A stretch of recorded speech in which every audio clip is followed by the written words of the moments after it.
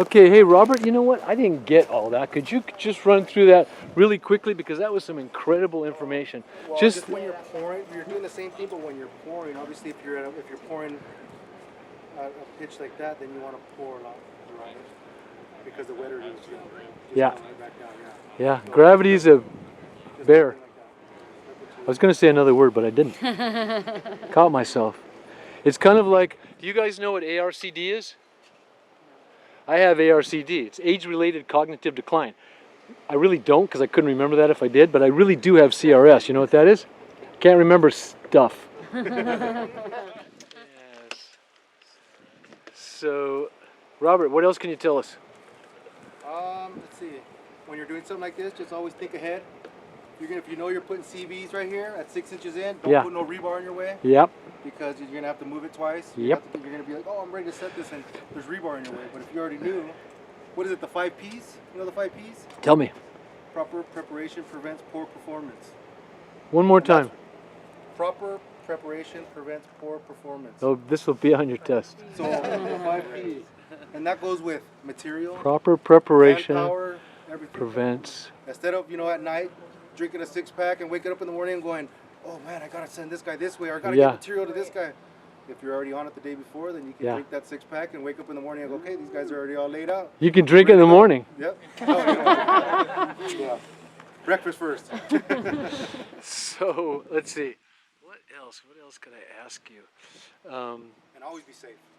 Pardon me? Always be safe. It's always good to be fast, but it's always better to be safe. Yeah, safe is better, which is the reason why in my class we do a safety meeting topic. We just do like so if you're working for a contractor that's licensed, and if he's licensed, he's bonded and insured, he has to have a tailgate safety meeting every 10 working days, minimum. And so every class we have a safety meeting topic that we read, and then we talk about it, and then we've done our safety meeting. Just to get everybody used to that. So that when you go to work for a company and you've been there for a month and you haven't had a safety meeting, you might want to say, hey, are we ever going to have a safety meeting? Because really, if your boss or whoever's in charge doesn't have tailgate safety meetings, he's in violation of his workers' compensation insurance. He has to have a record of who was there, and you have to actually sign or initial. So, and really, this is a dangerous business. Lots of stuff can happen. From just getting poked, but saws and things falling on you, and caught and crush injuries. Falling on something, if you trip and fall, put that metal stake through your hip. Or rebar, or rebar stand that doesn't have a cap on it. I mean, there's horror stories. So you just can't be too safe. And so my definition, Mr. Utt's definition of safety, is knowing where you are, your physical self, and all your body parts in relation to everything else in the world, right? Mm-hmm. So when you know where you and your fingers are in relation to that whirling saw blade, you can be safe about it because you know where both those things are. And you obviously never want your soft, fleshy body parts in contact with stuff that can do you harm. If you're not comfortable doing something, say you're not comfortable. Yeah. Don't be one of those guys that say, hey, have you done this before? Oh, yeah, I've never done it before, and then you get hurt. Yeah. Or it's always better to say, hey, you know what, I've never done it. Show me how to do it, and then I'll try it. Yeah. Or if it's really unsafe, don't do it. Like for instance, the guy who used to work for me is going through a big thing now because the guy had him working a third story at the Knapp Castle, a third story on a ladder, and he goes, no, this is not a ladder job. You need scaffolding. And the guy said, no, I can't afford scaffolding. You just do it on the ladder. Well, the guy did it and fell.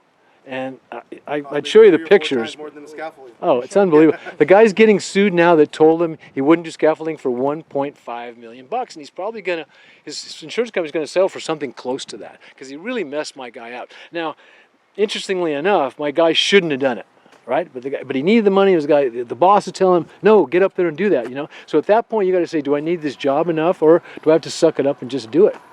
It's all judgment, yeah. It's a drag, but be safe, man, because you only got one you this go around. You want that you to and hang on to it. You know what I mean? Really hang on to it. Yeah, and you want to have all your faculties too, right? You see a lot of carpenters missing fingers.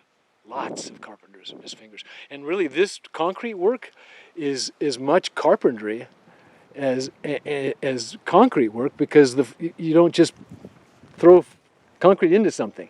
Well, It's- something like this too is pretty basic, but when you're pouring something that has to be stripped, Oh yeah, finished, it's going to show. You have to do it.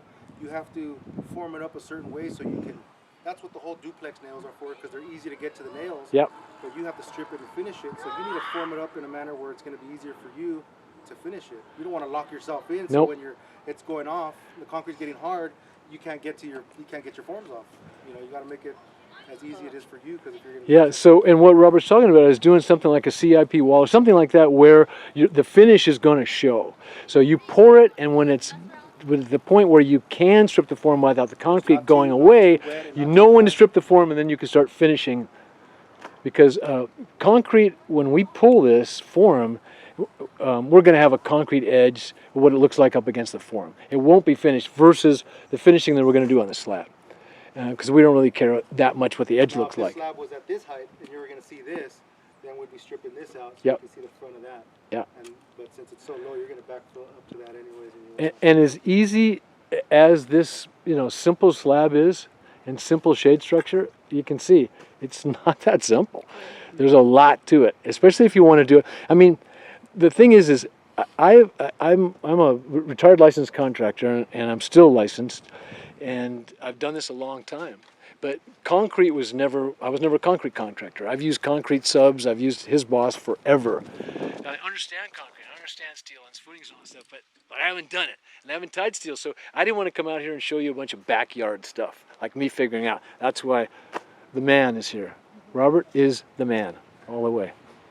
Really appreciate you, man. And everybody for coming out. You guys all did great. And as simple as this, I kept telling myself, this is simple, man. This is simple. Don't stress over it. It all takes teamwork. Yeah, it does, and it's not that Work simple. together, not against each other. Yeah. It's always easier. No, and with this many, untested and untried people, it's amazing. We did really good. You guys did great. You're fantastic. Thank you, everyone. All right.